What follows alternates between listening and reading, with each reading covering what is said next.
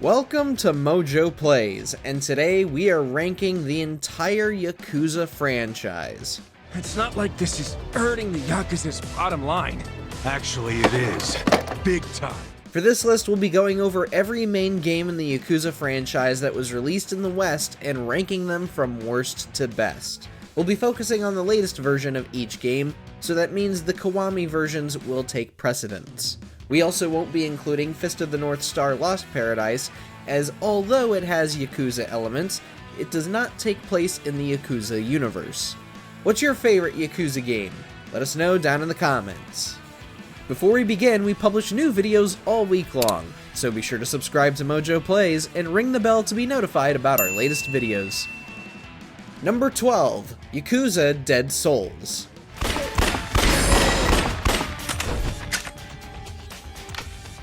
This non-canon entry in the series sees Kiryu and the rest of the gang suddenly dealing with a zombie outbreak in Kamurocho. This results in the entire battle system changing. Instead of hand-to-hand combat, you'll be running and gunning with whatever firearms you can get a hold of.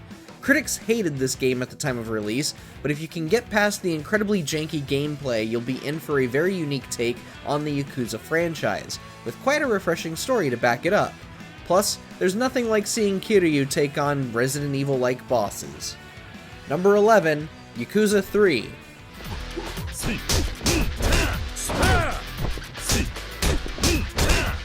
After the gritty crime stories featured in Yakuza 1 and 2, the third entry in the series took the narrative in a very different angle. A huge chunk of the game's story is dedicated to Kiryu leaving Kamurocho and running an orphanage in Okinawa, and all the drama that comes with that. Quite frankly, it's not very interesting at all, and when the game finally starts getting into the serious stuff, the story is over before you know it. Gameplay-wise, the game is pretty much the same as the first two entries, but despite all of its shortcomings, Yakuza 3 is still a solid game. Number 10, Judgment. Yeah, I got him. He doesn't have a clue, huh? You're getting good at this. Almost like a pro. Following on from Kiryu allegedly stepping down as the series' main protagonist at the end of Yakuza 6, this spin-off had players take on the role of private investigator Takayuki Yagami. This former defense attorney turned detective is tasked with finding out the true identity of the Mole, a serial killer who has been murdering Yakuza members throughout Kamurocho and removing their eyes. On paper, the game sounds very different from the rest of the franchise, but it borrows many elements such as the combat and setting, as well as having ties to the Tojo clan. New to the series is the investigation mode, where you must explore an area for clues, and a tailing sequence where you must follow your suspect without getting caught. Number 9, Like a Dragon, Ishin.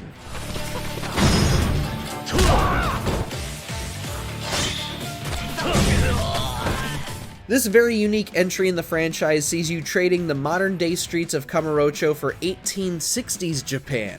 There's a whole new cast of characters here, but they're all played by very familiar faces of the Yakuza franchise, with the protagonist Sakamoto Ryoma essentially being played by Kazuma Kiryu.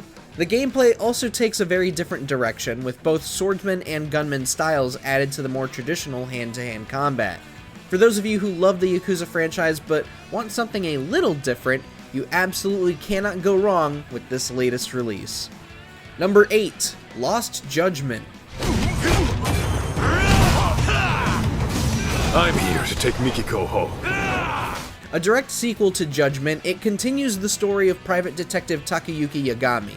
While not exactly a huge leap from the previous game in terms of new features, the game improves upon the first in many ways and boasts impressive side content such as the school story system, a separate plotline where Kaito finds himself sorting out a lot of troubles at Seiryu High School. The game is also the first in the franchise to have a proper story DLC expansion, the Kaito Files, where you play as the muscle of Yagami Detective Agency, Masaharu Kaito. Number 7, Yakuza 4.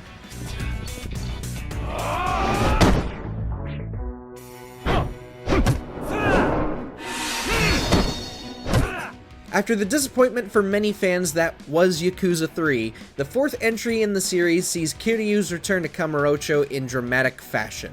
Yakuza 4 is notable for that fact that it is the first game in the franchise to feature more than one playable protagonist, as you'll take on the roles of police officer Masayoshi Tanimura, death row convict Taiga Saejima, and the much beloved loan shark Shun Akiyama. The game expands greatly on Kamurocho, adding a new rooftop area as well as an underground. It also features a very intriguing plot that weaves together all of the protagonist stories, all before giving us one of the most badass finales we have ever seen in the franchise. Number 6, Yakuza Kiwami.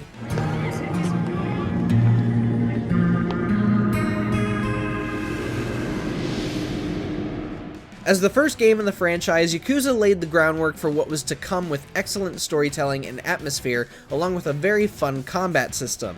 The remake, Yakuza Kiwami, builds upon the original with many more modern updates and quality of life features. The story of Kiryu's return to Kamurocho after being imprisoned for 10 years and dealing with what's happened to his former Yakuza group, the Tojo clan, is one of the most memorable parts of the franchise, and his dynamic with former friend turned enemy Nishiki leads to an incredible final battle. Number 5, Yakuza 6, The Song of Life.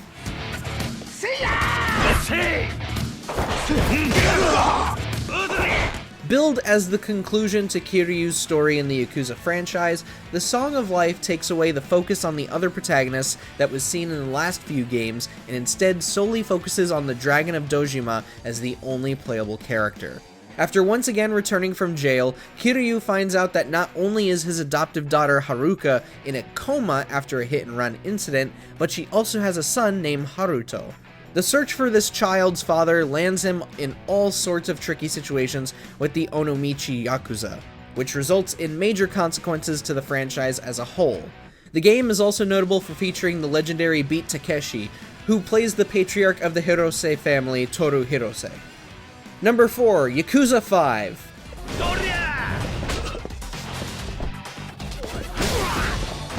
Building from the foundations of the previous game, Yakuza 5 brings back the multiple protagonist aspect and has by far the most content of any game in the series. Taking place in 5 different cities, the game has tons of minigames and very ambitious sub-stories. Saijima's Mountain Village side story alone could feasibly be a small standalone game. The combat is arguably the most polished in the franchise, sitting somewhere between the Dragon Engine and the original PS2 games. Each character has a bunch of moves, and unlike in Yakuza 0, you don't need to be constantly swapping styles to access them. The only slog for some may be Haruka's sections, as the whole idol storyline just isn't very interesting.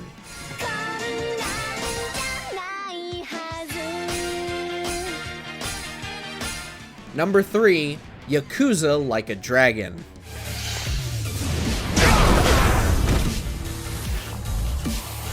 The 7th numbered game in Japan not only featured a brand new protagonist, but also huge changes to the way we played Yakuza.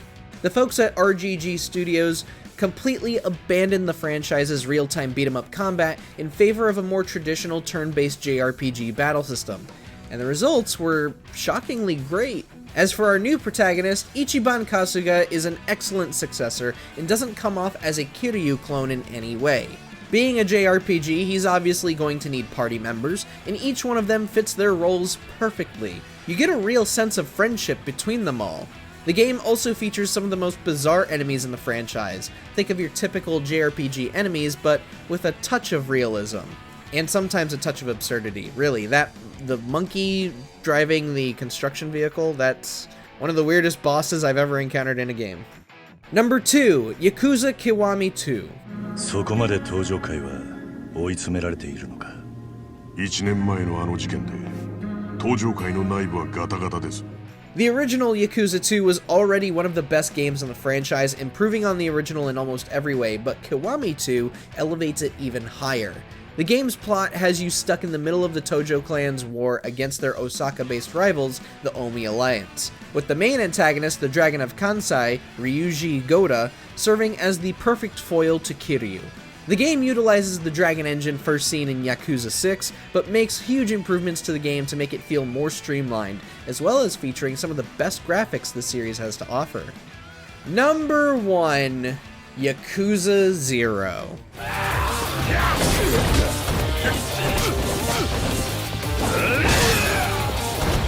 For those of you looking to get into the Yakuza franchise, 0 is quite possibly the perfect starting point. The game serves as a prequel to the first Yakuza, taking place all the way back in 1988. Here you will be playing as much younger versions of Kiryu and Majima, who are very different characters from what we're used to. The latter especially so, as he's a lot more subdued. In addition to the two playing very differently, Yakuza 0 introduced the brand new fighting style system, where you can switch between them mid-battle to gain an advantage over certain opponents. The game also boasts a compelling narrative that sees Kiryu framed for murder and leaving the Dojima family. And it all wraps up into, honestly, the best Yakuza game ever in the franchise.